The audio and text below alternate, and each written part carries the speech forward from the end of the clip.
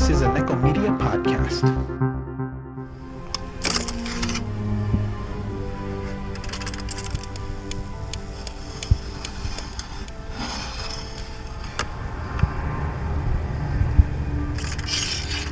What's your pleasure, sir? Welcome to the show, Cinephiles and Cenobites, to a new Cinebite, number 28. The boys Mox and Ono come today with a new kind of episode where they'll talk on one episode of a TV series. Turns out Mox is a Buffy fan, and Ono has never seen the show until now. They'll be talking about Season 4, Episode 10, Hush. And I guess there's no talking in this one. Or most of it. Well, they kind of just break down the episode. Let's hear what they have to say. Schrody's Ladder.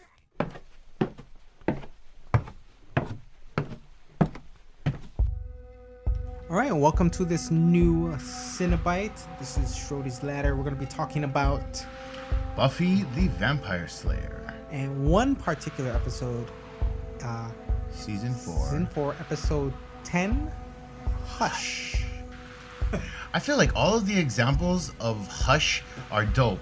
Hush, the Batman graphic novel. Hush, the horror movie. And Hush, the Buffy the Vampire Slayer episode. Yeah, I've never watched an episode of Buffy. Oh, yeah? Ever. Is this your first one? This is my first time. Oh, wow. So when you wanted to do this, yeah. So what I did was watch the episode before this one, Mhm. Something Blue, and then the episode after this one was Doomed. And so the thing I like about the writing and like just the overall episodes I've seen, I didn't have to know any backstory on any of the characters, even though it was 4 seasons in. Right. And I've never seen, like, I know who Buffy is. Right. Because but of the movie. The movie, right? And so now she's in college, right? First year of college. This is her first year. So season 1, she was still in high school, or I believe so. really? Wow. Okay. She was a sophomore in high school. Damn. So in the movie, well, I feel like Sarah Michelle Gellar gets the character of Buffy closer than Christy Swanson, even though Christy Swanson was, our initial exposure to the character and the world. And both were done by Joss Whedon. I think maybe he just had time to refine and expand. I see. So you think this Buffy series is what he originally intended? I'm for? thinking so. This is closer. And I avoided this series for years because of the bad taste that the CW, the movie WB now. Well, yeah, the WB. This was, around the time of fucking Dawson's Creek and that sci-fi shit. And What was the other one? The witches. Oh, Charmed. Charmed. Oh, I dodged that one too. Although a friend of mine who was a battle-hardened Marine fell in love with Charmed, so Yeah, I didn't get into any of those shows. just dodged WB at all. Yeah, just because it just didn't appeal to me. I mean, Were you a UPN fan? Because I tried to, but I felt like they were trying to go too lowest common denominator and be too ethnic. I was into Moesha for some reason. Oh, you mean the murderer? Mo to the E to to the, and Crenshaw High. Is that where she went to? I don't know, but I think that's a thing, right? Because that turns up in Bring It On. Oh, okay. But yeah. So, I guess the episode before Hush, what's her name? Willow, yeah, broke up, or Seth Green left. Yeah. So he's a wolf? Yeah. And do you know the name of his band? No, what is it? Dingo Ate My Baby. Oh. Yeah, so his name is Oz, and he's a werewolf. Okay. And so she's going through a breakup. And it's so funny because I guess during this particular year, because she's at the bar dancing and they're playing All the Small Things in the background. Oh, yeah? Like, how can you dance to that song? You can't, dance. All you can do is, white people dance, Right. Which is like a convulsion, So that was convulsing. late 90s then, right? I believe, this is maybe 2001. Okay. That's when it started getting bigger. Because I remember, that album came out actually my freshman year in high school. You were a freshman in 2001? No, 1999 or 98 actually. And the Blink album was big already? I think it was the enema of the spring term, probably 99. So like earlier in the year, and I think the single came out. So maybe the whole album was already out, but I think it took some time to get more. Like they didn't blow up until like later. Yeah. I felt like it exploded. Yeah, it took around some time. 2000. Yeah. Because I guess they're reaching people they've never reached before. Because they had 2 albums before that, Dude Ranch and Cheshire Cat. Everyone knew them because of Damn It. Can't Hardly Wait. Yeah. That's right. Oh, dope soundtrack. But they were on the American Pie soundtrack for the first one. Their track. Oh Mutt. yeah. Fucking. What's the name of that song? Mutt. That's right. Mutt. And then where he's like running from house to house, right? Oh yeah, right. It's yeah, exactly. But so I watched that episode, and then it introduced me to the characters, and I already kind of have a sense of who everyone is. Right. I mean, that's what I loved about TV about back then. It's that you don't need to know. You can just watch any episode. Yeah. I think Bones is a very good example of that because I've never seen any Bones. Like, if it was a marathon, then you get it in order. But like, if it just pops up on TV, I'm gonna watch it because it's so good. Like, there's a beginning and an end. Oh yeah, I used to love Bones. Yeah, like that's ones. Yeah, I could just play in the background, and I don't have to know anything about anybody, and I'll just enjoy that one single episode. Right. And that's what I feel about this Buffy series. I almost said Bucky the Vampire Slayer. And then great cast too. Giles is supposed to be the Donald the Watcher. Oh, yeah. Okay. So yeah, and it was kind of weird to see that. Yeah, they're finally in honestly, college. dude. I mean, it'll take you forever probably, but you really should watch I feel Buffy from the beginning and then cross over because season 4 of Buffy is season 1 of Angel. Oh wow. And Angel is dope too. Interesting. Oh, okay. Just because man, that's 7th season. I have to I feel like there's when I start a TV show and I gotta watch all of them now, and then there's 7 seasons. Fuck it, it's gonna take all my time. Well, yeah, just watch it. Just Hulu it on your phone between prescription calls and angry requests why their shit is, and refax the paperwork. Yeah. You know. Oh, okay. Well, that's something blue, and then that's when Willow put a spell on everyone by accident, like because she was going through a thing with the breakup, right? Under your spell. I mean, that sounds familiar, but I don't remember. Well, it's not an episode that sticks in my memory like Hush did. Oh, okay. And then the practicality, and like there's a scene where they're just walking through the cemetery because I guess she goes to the cemetery a lot. Yeah, I think she does grave etchings. Like she's that girl from 90s high school. Oh, okay. But she was like super hot but weird. I think she's talking to Willow. And they're just casually walking, trying to talk. Who's talking to Willow? I thought you were talking about Willow. Was Buffy. It's Buffy and Willow walking together. Oh, they're on patrol. But there's a vampire, I guess, that just popped out, or a demon, and she just kind of casually kills him. Yeah. While they're conversing, right? And then I was there, like, what? Are you at that status? No, come on. She is supposed to be by that time, yeah. Because then you got Riley, the character, the dude, Mark Lucas, yeah. Because he's supposed to be commando. They're a secret commando organization called the Initiative, and they're See, I like that. That's kind of cool. They're pretending to be a fraternity. Oh, wow. Okay. Yeah, right. And he's supposed to be like Butch, American Ninja. Yeah. All badass superhero. By Butch, did you mean Dutch or Butch as in like a butch dude, like manly? I guess manly dude. But he's not that Butch though. But I was thinking like he's just more like a fit dude. He's fit. Well, I thought you meant Dutch. You're going Dylan. No, son of a bitch.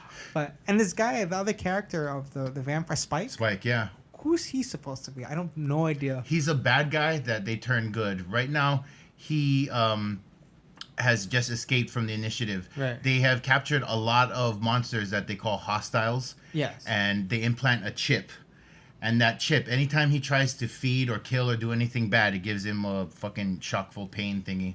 But did they take it out, or is it still in his It's still there. Oh, wow.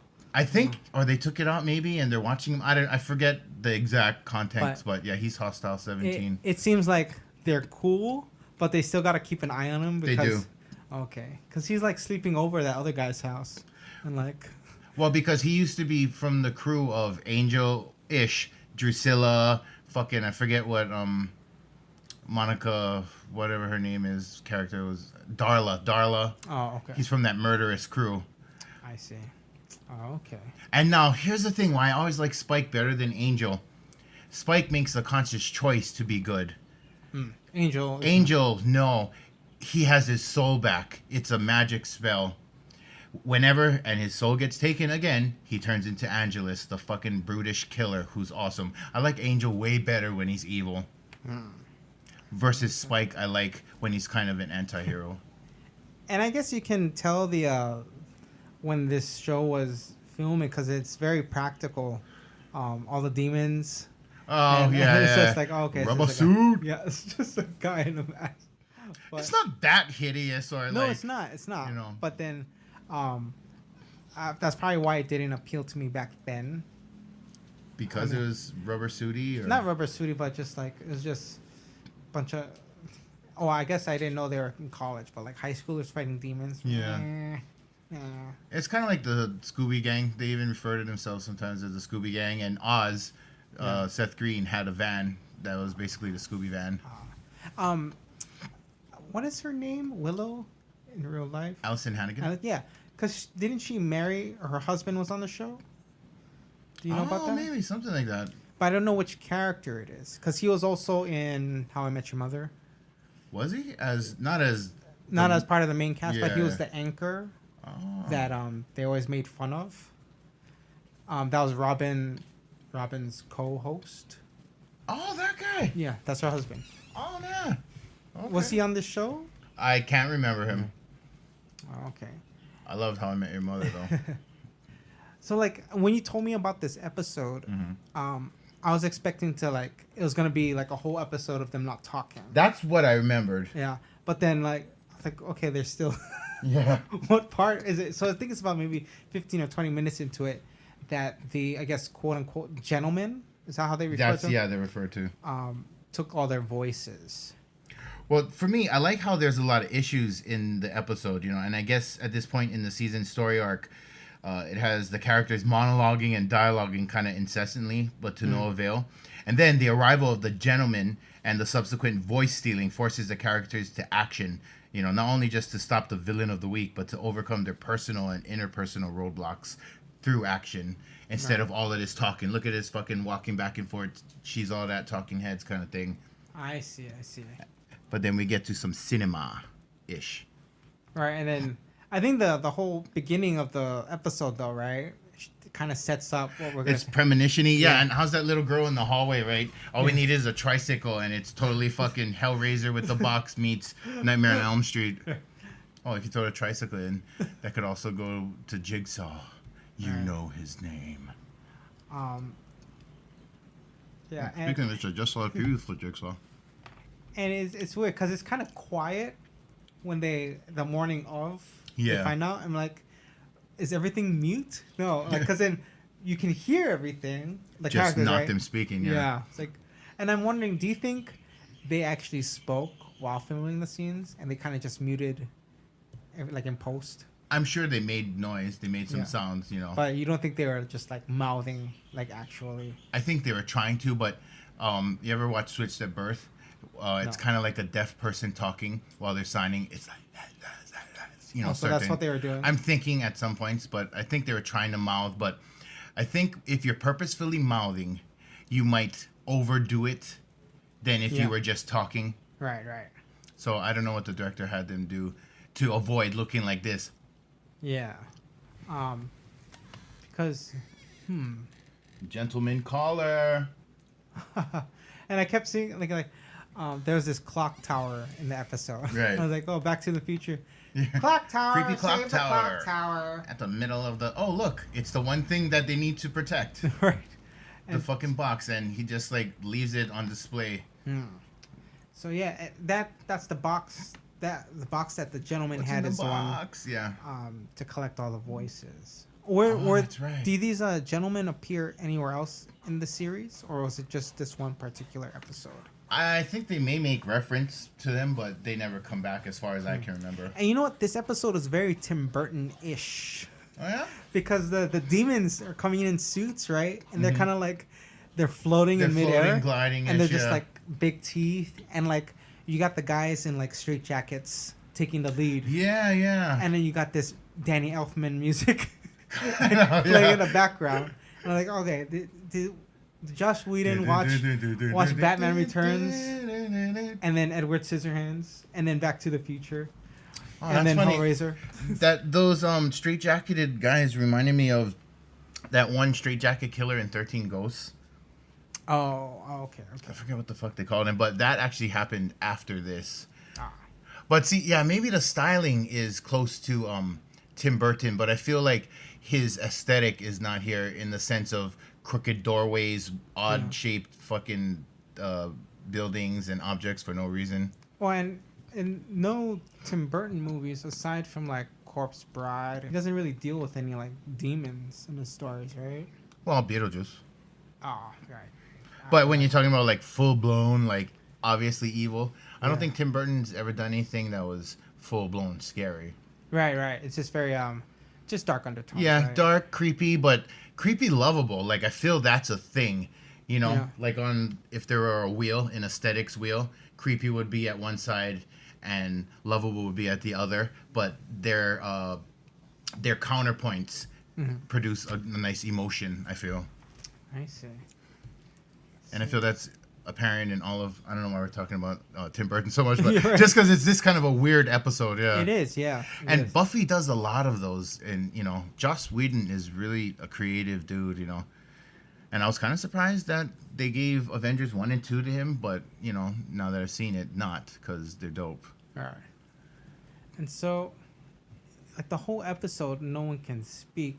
So yeah, I mean, I guess it would be kind of tricky to kind of direct.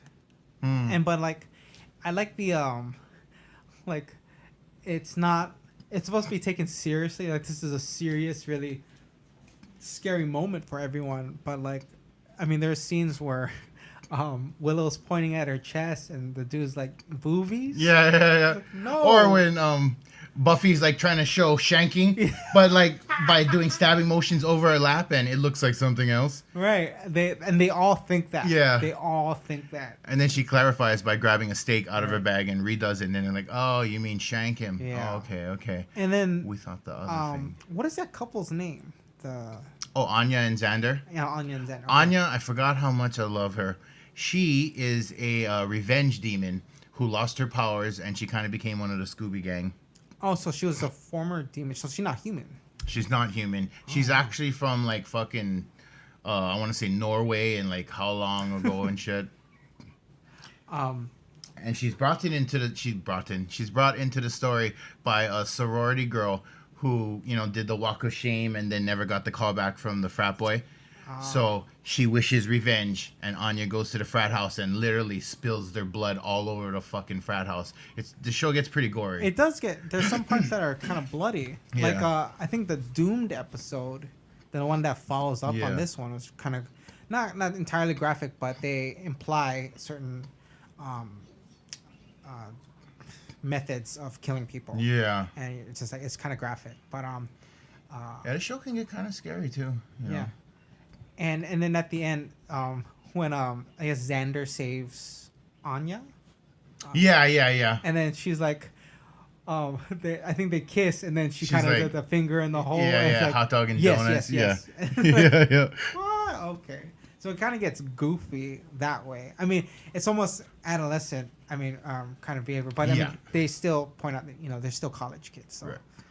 that's Even though everyone funny. in the cast is touching 30 or beyond. Like They're TV 20s. yeah. Who, what? Who is the girl? The Wicca girl? Oh, this episode? that's what I meant to touch on. Because she looks like she practices. I think she's the only actual serious practitioner within that coven other than Willow, so that's how her and Tara connect. And so, what is Willow's status on her witchery? Like, is she like advanced? She's a natural witch, and I think she finds that out at some point, maybe in season 3 or whatever. And now she's looking to, I guess, group up or hooey with other people, of the natural arts. But they just want to be hippies, and she wants to practice art. or arc. And so Buffy knows her role in all of this. Like, she is the one who has to always fight. Yeah, and they touch more on that later. As the responsibility of being the Slayer comes too much to bear. It's like every other superhero movie, right? No one around you will be safe. The ones you love will always be in danger, and there's always some new baddie. Huh. Okay. Do you know what she's majoring in? Fuck, I don't. I want to say something like psychology. Accounting. Yeah, no, I definitely don't see Buffy Summers as an accountant. I have to retire from slaying at one point. Okay. Yeah. This was like watching these 3 episodes that I viewed. They were really entertaining, and I feel like I could get into Buffy. Yeah. But no, that's 7 seasons. And Angel, so he's talking 11 seasons, 4 or 5 of Angel. So that was a spin-off. That was a spin-off. Was that Joss Whedon too? That was Joss Whedon too. Wow. So Angel leaves Sunnydale and moves to LA and starts a detective agency, and then he has his own little Scooby gang too. In fact, he brings a Watcher joins up with him. What happens in season 3 is Eliza Dushku. Yeah. Somehow the Council of the World or whatever thinks that Buffy died, so there's always supposed to be one Slayer. So she's one of the Slayers in training, and they send her to Sunnydale. The reason Sunnydale is significant is because it sits over a hellmouth, which I guess is a gate. Yeah. So she has a Watcher too. So Elijah Dushku is in the Angel series. She crosses over between both, yeah. Oh, so she was in a main cast member. She would be for like one season, and then here and there, and she's a recurring character. Yeah, her character is Faith. Yeah. Oh, wow. Oh, okay. I feel like in both shows, they really developed the characters, over the course of time. It's much more than what it would appear to be, especially with WB tagged all over it in the 90s. And then you remember at the end, you never watched WB. They would commercial promo before they went back into the show. Yeah. If you like the music on this episode of Dawson's Creek, right. And then they got the songs in the back, I don't want to wait, or, whatever fucking Remy Zero was fucking playing. Check us out at this, www online, wherever, or Tower Records. Nice. But, yeah, so, I mean, I guess it's the episode is kind of creative in a sense. I mean, it's just no dialogue, but then they're still mouthing stuff, and it's like... Right. I guess you can assume if you're just really into, like, if you focus on their lip, trying to read lips and stuff, you already know what they're trying to say. So, See, there's a lot of, I guess, unsettled issues like I was saying about before. This is the first time they've kissed. Oh, on this episode? Yeah, he's the teacher's assistant. She's the student. They've kind of had an attraction and a chemistry and all of that. But this is the first time that it boils over to the surface. Oh, and I really liked, because then they finally find out who each other really is, are. Yeah. Like during the fight, and then when they got their voices back. Right. They're like, it ends that way, right? We gotta just have talk. And then they have, yep. And then they have nothing Silence. to say. That was it so. ends yeah. on silence. Yep. Yep. I really like that. I like that ending too. Yeah. So you see this Tim Burton. Can you see it? The freaking guys. This is like Batman Returns. Kind of when they flood Main Street. Yeah, Main Street. And the Gentleman. Yeah, these guys are I like them. They're super creepy. And even their little Hounds of Hell fucking escape asylum guys. Right. Arkham Asylum? Is Arkham. Yeah. Oh man. And Giles is getting a lot. Dude, he gets it with some pretty hot chicks in this over the course of the series. Come on, Watcher. What else is he watching? But he's tall, he's handsome, he plays music, he's also smart. I mean, charming dude. Yeah. He's magnetic. Of course he's gonna get his. Does him and Buffy ever get into it? Like, is there like a storyline between them two? Like it goes past friends, past friendship? It goes past friendship into she has dad issues, so he's obviously a big time surrogate. I see. Look at her. Doesn't she remind you of like a Michonne? She just needs a samurai sword. Right. We're talking about Giles' friend from Britain who's visiting him when the epidemic of voice stealing happens. And then he's like getting some. Like, to me, if you're going to go through this kind of, I guess, horrific thing, like, you know, it's important that you be getting some while you're figuring out how to stop it. I was also thinking, like, okay, now they're going to start attacking the dorms, right? Why was that not night one? Because they only have to collect 7 hearts, right? Why the fuck didn't night one they just hit a place that has a lot of sleeping people, easy targets? But I mean, whatever. Yeah. Overthinking 46 minutes too much, but yeah, it doesn't ruin anything. I'm just wondering, look, you got 2 co-eds per room. That's fucking 3.5 rooms. But yeah, I really liked this episode. I could see why you liked it. You know, and yeah, stuck with me. Yeah, kind of I guess a creative approach. No dialogue. Yeah, it was a nice little breakup, you know, and for a device for them to use for the monster of the week, and then it's back to regular demons and, you know, hocus pocus spells. Yeah. You know, the season 5 villains are literally 3 nerds. Really? 3 nerds with no abilities other than tech. Oh. And they're the new big bad for Sunnydale for that season. Damn. Does Buffy graduate college? No. Oh, shit. Oh, I don't bad. believe she does. Damn. So it doesn't run chronologically. Well, not No, in fact, I chronologically. know. Yeah, she leaves. She drops out of school. Ah. At some point, she gets a teenage sister out of nowhere in season 5, I think. Damn. Oh yeah, next season. Yeah. So yeah, no, she doesn't. All right. But yeah, definitely worth a watch. I think you will like it, and watch Angel too. Buffy, that's season 4, episode 10. Hush. Buffy the Vampire Slayer. Buffy the Vampire Slayer. Buffy the Vampire Slayer. Buffy the Vampire Slayer. Go, go, go, go, go, go, go, go, go, go, go. Buffy the Vampire Slayer. Buffy the Vampire Slayer.